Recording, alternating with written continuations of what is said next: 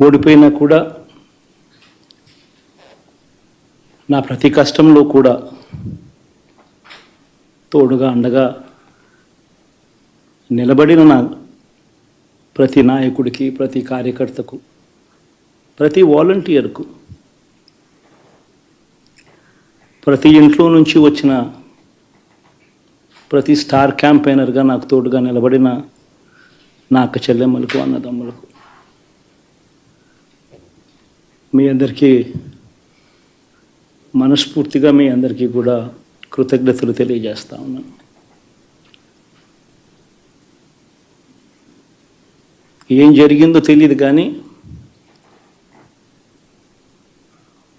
ఏమి చేసినా, ఎంత చేసినా ఇంకా 40% ఓటు బ్యాంకు మాత్రం తగ్గించలేకపోయారు.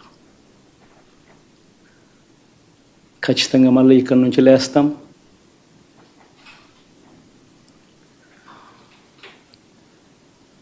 మళ్ళీ ఇక్కడి నుంచి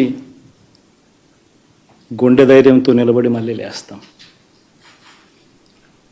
ప్రతిపక్షంలో ఉండడం కొత్త కాదు, పోరాటాలు చేయడం అంతకన్నా కొత్త కాదు. నా రాజకీయ జీవితం అంతా కూడా ప్రతిపక్షంలోనే గడిపా,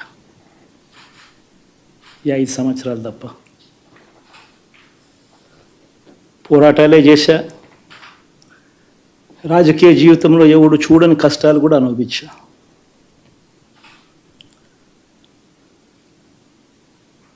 ఇప్పుడు అంతకన్నా కష్టాలు ఏదైనా పెట్టినా కూడా సిద్ధంగా ఉన్నాం, సిద్ధంగా ఎదుర్కొంటాం.